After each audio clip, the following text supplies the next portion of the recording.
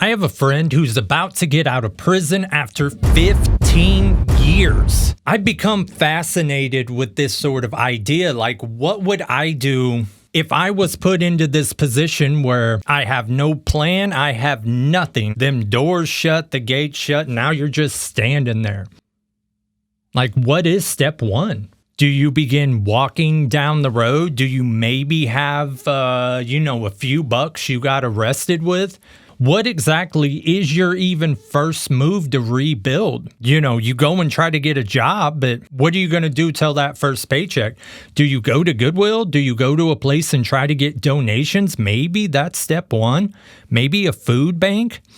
And then what? You're living on the streets guaranteed for 30 days. This guy doing 15 years for a criminal drug enterprise, right? So making hand over fist, and I'm sure some of his people are still doing it. Why would you not go back to that? Why would you not say, hey, at least I'll just do it for a minute, get back on my feet? Plus, I can stay at their house. I can try to figure out the bearings, especially when you lived your life as such like a crazy SOB, This is a dude I've known since I was probably 12, and we still talk pretty frequently through, various prison text apps and whatnot, or email systems. But this is still the same guy that I remember one time he was staying at hotels. Imagine that. I show up and see their thing at this time was stealing four-wheelers, right?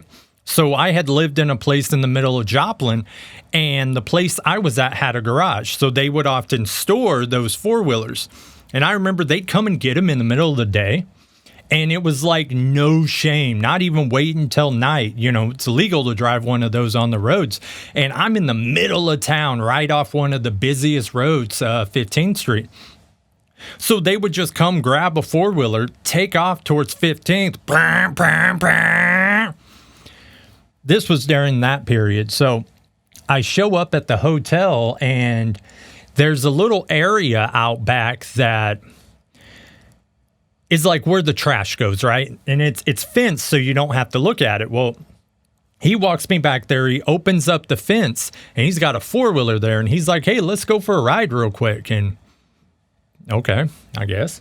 This was nighttime at this point. So what I didn't know was they were also getting into this game where they would run from the police, catch me if you can kind of thing. So that is exactly what he took me on. It's the middle of the night. We're driving down 32nd Street. He's like playing chicken with semis, because they can't see you till you're right up to them.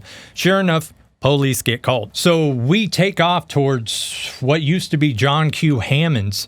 We're going through this little wooded area, and I can remember sitting on the back of that thing, and I'm trying not to be the freaking weirdo and hugging them, right? So it's got the grating back there. So I'm just like holding on for dear life while we're off-roading, trying to get away from police who are actively pursuing us.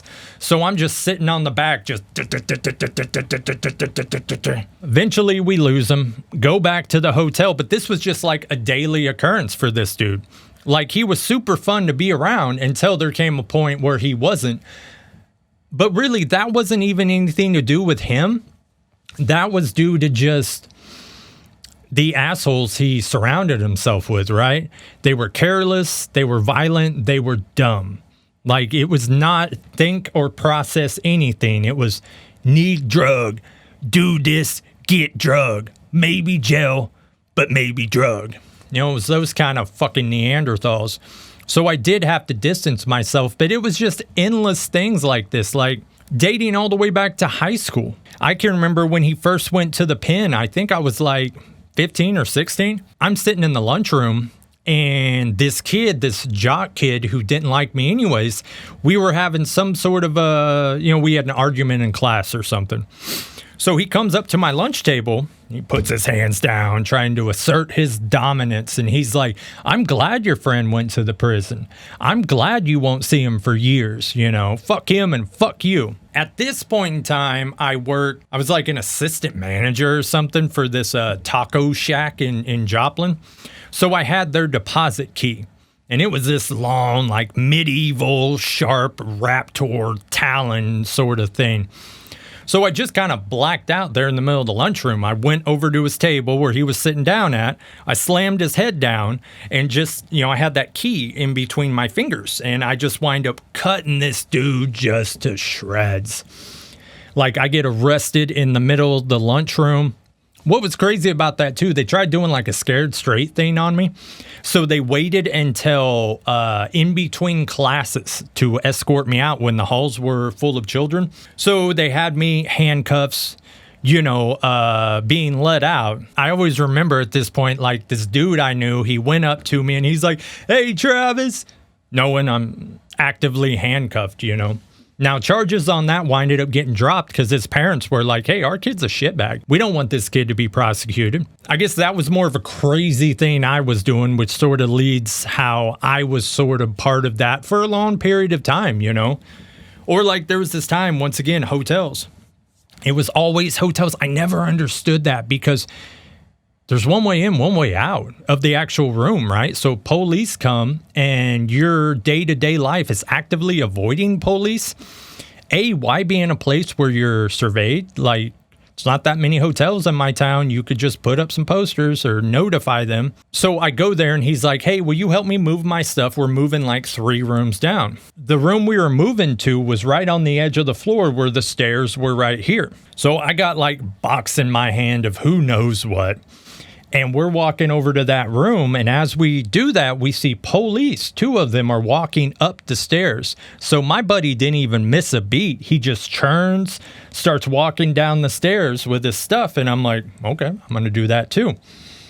So the cops let us walk by him, but they essentially recognized him, and when we got to the bottom of the steps, they grabbed him, and then they detain or hold me, and they have a right at that point to go into the hotel room. So I can, he's arrested, right? And I can remember there's this girl in there and me, and the police are going through everything. They found a bong, right? Just the base, no bowl. Now, bear in mind, he was using custom bowls in there, and they weren't, it was something a little harder than you traditionally think about. So the cop picks it up. He's trying to find more charges for my buddy. And I remember he shakes it around. There's the tiniest bit of water. And he's like, "We're going to hit him with paraphernalia charges." So I tell the cop, I'm like, "Man, you can go buy that at the head shop. There's no bowl. It's not illegal." He goes, "Well, I bet you we can test a little bit of that water in the bottom and it'll test positive for THC." So I just shut my mouth because little did they know if they would have tested that, it would have tested positive for something a lot more horrendous than a little THC. And every story with this guy's so crazy because even into the night, there were overlapping road patrols down the road every few minutes because they were trying to find his car. And I'm like, "I don't know." So his car was in the parking lot that was next to this parking lot. So at a certain point, as the sun came up, traffic was coming in. It was a busy part of town. I hopped in the vehicle knowing that's where all the stuff was, right? And I wait for the road patrol to go. And then I hop out on the highway, wind up spinning all the way around the back way, get it to a buddy of mine's house who had a garage, hit it there. It was just one crazy scenario after another. And I think that's why I kind of feel for him, because to me, it could have been any of us. Now, once I turned like 19, I saw the writing on the walls and I was like, "Hey, look, everyone we know is getting tried not only as adults, but as that was the move in my town, organized criminal behavior." And when they're starting to give people we know who we think we're just kind of having some fun 10 plus year sentences, I was like, yeah, I'm out. I kept in touch with him, but there was a point when even we didn't stay in touch because I just refused to be around the people that were his boys. So most of our conversations kind of devolved into me going, "Dude, these dudes are going to fuck you over."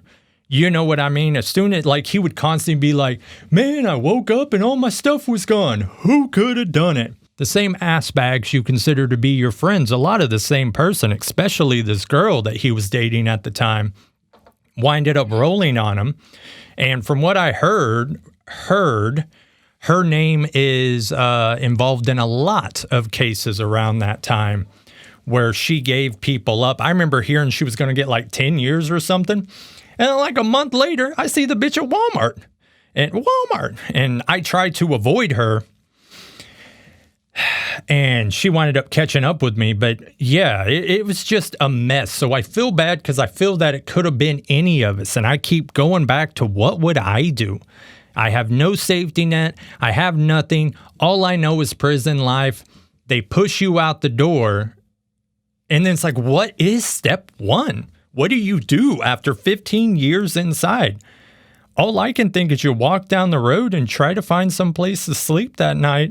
Outside? I don't know, man. It's not like you have a wealth of information inside of there. I mean, some places are luckier than others, but I don't even think they have open internet where he's at. I think it's just literally a like localized email system that is, of course, 100% monitored. I've tried to have him on here. I was like, man, let's get on a call. But, you know, being so close to when he's going to get out, anything he says that could, you know, it just seems like a bad idea. But yeah, I just can't, it just continuously going through my mind. What do you even do? And I know a lot of people will say, well, he did the crime, so fuck him and da-da-da. But, you know, I'm always a fan that in a situation like this, for one, he paid his due to society. He shouldn't continue to get punished with it. Maybe we can handle a situation with just a smidget of humanity.